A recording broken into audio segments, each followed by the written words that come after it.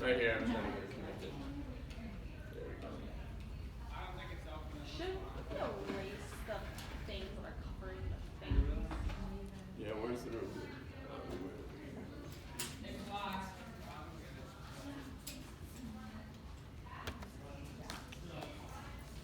Can't see you.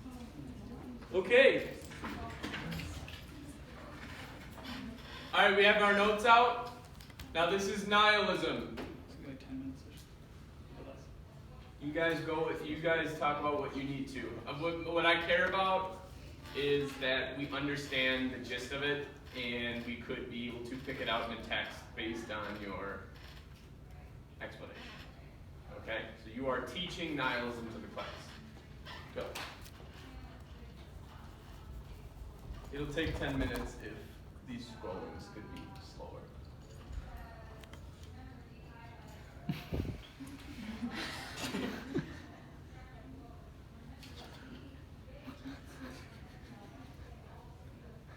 Chris.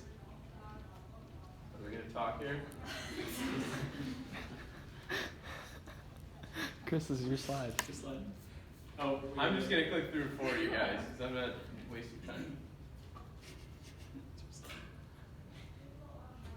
Let's go. Say it. It's Chris's slide. Okay, can Somebody somebody read. I'll read for you.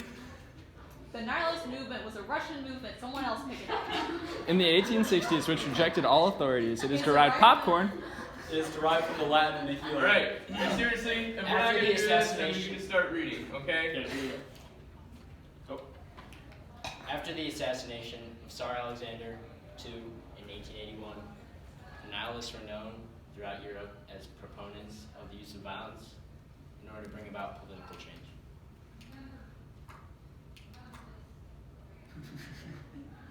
Why is it like? A philosophy of moral and epistemological, referring to the theory of knowledge skepticism, arose in 1800s Russia during the early years of Tsar Alexander II. Friedrich Nietzsche described the term as deterioration of traditional morality in Western society, encompassing a variety of philosophical and aesthetic stances that denied the existence of genuine moral truths or values, rejected the possibility of knowledge or communication, and asserted the ultimate meaninglessness or purposelessness of life or of the universe. It applied to certain heretics in the Middle Ages, and first used in Russian literature by Natyezdin in the 1829 article in the Messenger of Europe. Philosophy of nihilists pursued utilitarian and aesthetic, austere lifestyle. Nihilism Just skip one? No, that's in Russia for Russian nihilists. Nihilists pursued utilitarian and austere lifestyles. The fashion was also a case in point. The clothing style sought functionality and usefulness over frivolous fashions. That's basically utilitarianism. Another notable feature of nihilists was their interest in women's emancipation, because a woman's passport, which was used for general travel, not just travel abroad, was legally controlled by men at the time. A father or a husband had ultimate control of a woman's life. The nihilists solved the problem by having fictitious marriages and allowed for emancipation of women, de jure, although not de facto. This resulted in women having the freedom of mobility to pursue some academic pursuits and some enterprises. When you say emancipation de jure, not de facto, can you explain for the audience what that means? In law, not in practice. That's what I read. I wasn't sure. And in his book, The Women's Liberation Movement in Russia, Richard Stites says about the revolt and dress of Nilista, the Russian word for female nihilist, discarding the ribbons, feathers, parsols, and flowers of the Russian lady, the archetypal girl of nihilist persuasion in the 1860s, or a plain dark woolen dress which fell straight and loose from the waist, and white cuffs as the collar as the only embellishments. Hair was cut short and worn straight, and the wearer frequently assumed dark glasses. Okay, so I want to go back to this point right here. Why don't you guys expand on that? Nietzsche described the term as a traditional morality in Western society.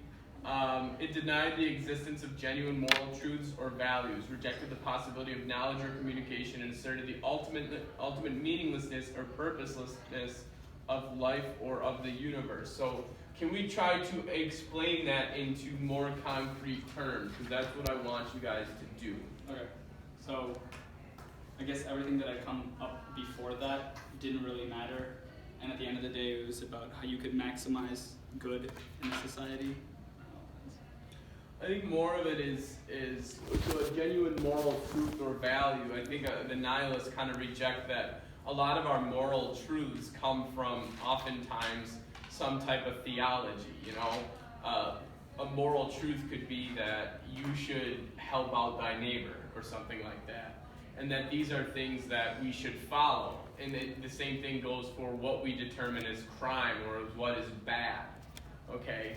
So if you are denying the existence of general moral truths, stealing something, you're saying that you're denying that that is in fact something that exists in the world as a truth, that stealing is fine. So nihilism can, in essence, it's not the same as, but it can, in essence, border on what I would call anarchy, in the sense that that nothing matters, so you can just overstep your bounds. So when we get this Russian nihilist, we'll see this with Raskolnikov a little bit, is contemplating, and it kind of gets into a little bit more of some of the other terms we'll talk about, but contemplating the idea of crime, and if crime should matter. Okay, who is that to say that we shouldn't be able to do these things?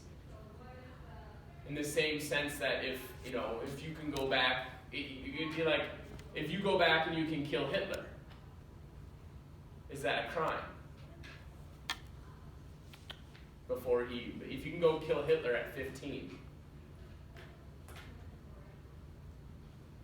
So these are things that, a nihilist would try to think about and suggest, like, my moral authority says that they are, as of at that point, an innocent person, and that would be wrong, that the moral truth is that that's wrong.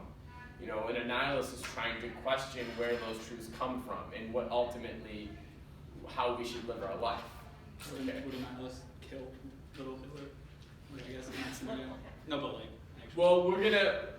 actually. Well, let's put that in our back pocket, because when we talk about, I want to say the Superman theory and some of the other things that are going on, we'll bring that scenario back to see how this all kind of comes together.